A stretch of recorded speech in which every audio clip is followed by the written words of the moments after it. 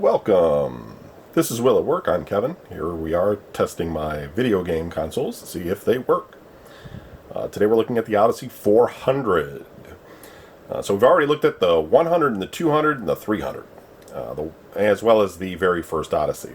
The 100 and the 200 were based off of the original Odyssey itself. I'm not sure if they had microchips in them. If they did, they were custom designed to emulate exactly the non-microchip design of the original Odyssey. That was all capacitors and transistors and whatever solid state hardware that they did in order to make a game system of sorts.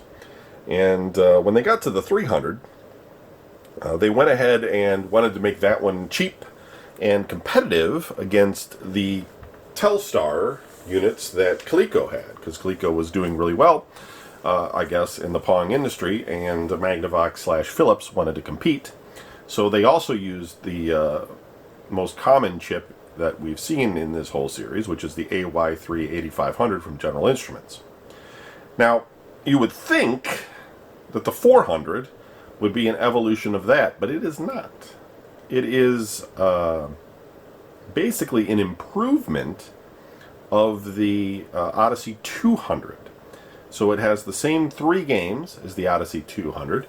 It has 3 control knobs again, so you can have vertical and horizontal movement.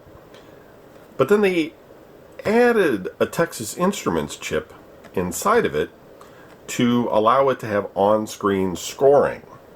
So that is really the only improvement, other than possibly they, reworked the circuit board. But they said, we're going to make a new Odyssey. We're going to go back to the 4 degrees of movement that we've had previously, and we're going to add a score. Now, I will say this. I'm not a big fan of the 4 degrees of movement. I think it makes things more complicated than the standard Pong as we know it. But for Magnavox's credit, they invented this, right? They created tennis on the screen. Everybody kind of knows it as Pong because of Atari and Atari's fame and everything.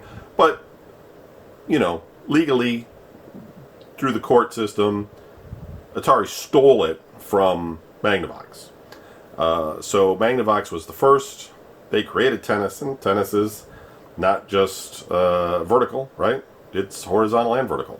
And stick to their guns. This is our game. This is what we're going to do. So here you go.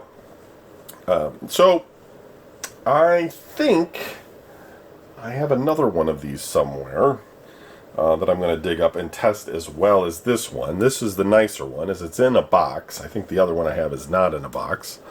Let's go ahead and open it up. Works on any TV, color or black and white, digital on-screen scoring, action sound, vertical, horizontal speed, and English controls, automatic serve. Oh yeah, they added automatic serve, and they got rid of the score sliders on it as well, which they didn't have on the 300 either, since it also did on-screen scoring, but it used a different microchip. Okay, so we've got the Consumer Affairs paper, which is actually kind of like a piece of plastic. It feels very vinyl-y on here. Limited warranty and service center stuff. We've seen that before. We have a common Odyssey switch box. This is the more plug one where you have to take this little deal here and punch it into this little silver thing here rather than like use the old RCA plugs, and then that works. And it looks like it comes with a power adapter, which is nice. It's always good to get an original power adapter with the console. Let's make sure that it is actually the Magnavox one. Yes, it is. So that's good news. And we have the center of the screen, and a speed. And again, the fact that they make it so it has that screen centering really kind of makes me think that, that they weren't completely using a microprocessor to play these games. They're using some sort of analog design, but they did sort of a hybrid in order to keep score. It's really strange. The engineering on these things is really unusual. But this one seems pretty clean. Let's go ahead and take it out of the box, and then let's open up the bottom, and let's take a look at the battery tray, because that usually tells us more about how well something really has been kept together versus first impressions, basically. You see a bunch of rust on the, or corroded acid on the battery tray, you kind of know that it's seen some use. Okay. So that looks pretty good. You got horizontal, vertical frequency, goalie position, right wall position. You got a sound on off here, channel selector over there. Yeah, and the battery box looks clean. Now I could, take all this off and take a look at, take the circuit board and take a look at the processors and such, but I'm pretty sure that kind of information is found online, and what I'm really sort of interested in here is, will it work? You know what, in fact, I won't even put the batteries in. We do have the adapter on this one. Let's go ahead and use the adapter. Sometimes it's nice to get the adapter, but sometimes I wonder if the adapter, especially on these older systems, causes more interference than the batteries do. And therefore you don't get a clean picture like you would with a battery.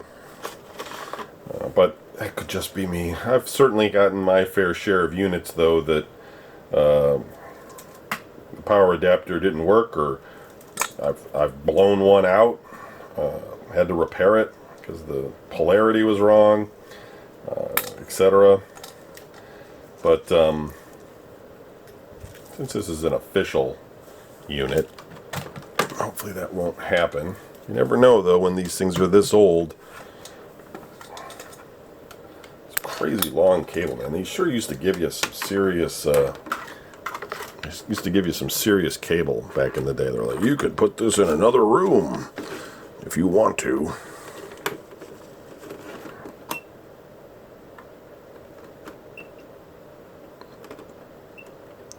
Alright, well, it's making noise. It sounds okay. I'll go ahead and switch it over to the video side, and we'll see what we get. Here we go.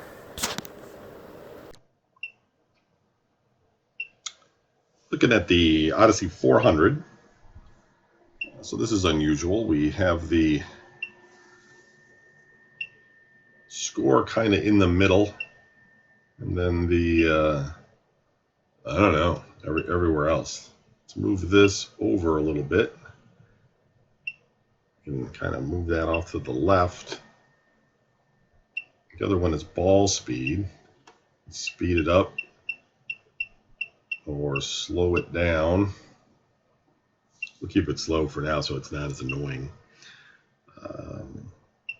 It's set for 2-player.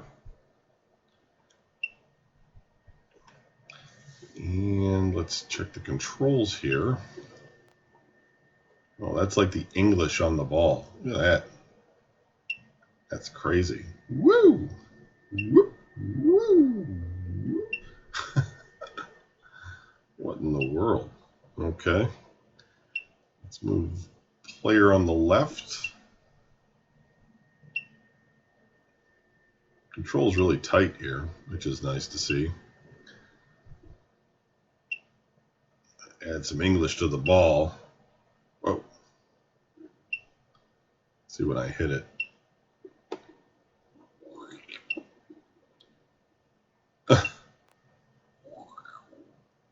I totally control where the ball's going. How is that fair?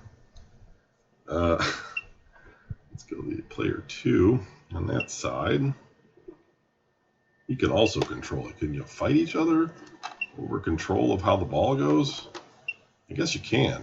Well, that's really unusual. You can totally fight over who, how the ball's, I don't know. I've never seen that. That's just unusual. All right, so that's on 4-player mode. Well, it's not. See that, like, how does that work? This must be chase, right? Yeah, they just kind of chase after you because there's no 4-player control. So they just kind of follow. Which again, we don't see that in any other system. It's unique to the Odyssey Pong systems. So that's very weird. Let's switch to 2-player again. Let's look at, this would probably just be standard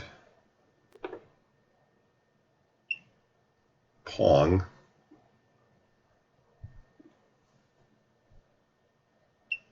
Like that.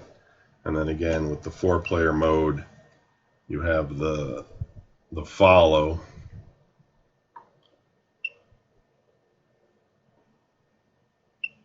Strange. And then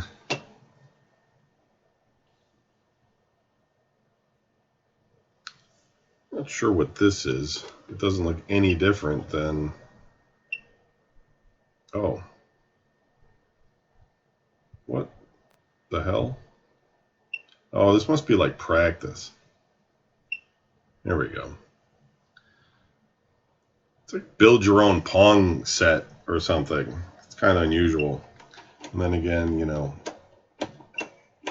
well, the 4-player button doesn't do anything on practice, but not surprising. So, Odyssey 400, very unusual. It's got a decent signal. It's a little fuzzy, but it's not too bad. It seems to play just fine. The controls are nice and tight on this particular unit. This is a good system overall, and it's very clean, which is nice to see. It certainly has one of the most unique Pong setups, short of First Dimension, which we looked at previously as well. It's kind of cool because these analog ones are a lot more interesting to me than the ones that were based off just pure microchips like the AY3-8500, because they have a lot of variation, etc. Now, that's not to say that the later chips, the later Atari, the later even the later Odysseys, you know, they did a lot more with those chips, color and a lot more games and modes and all that sort of stuff. But these early ones, this one's really unique. It's pretty cool. Anyway, that's it for the Odyssey 400. It works. It's a keeper. I'm going to probably dig up the other one and test that one out. But you guys don't need to follow me on that one. So thanks for watching. We'll see you on the next video.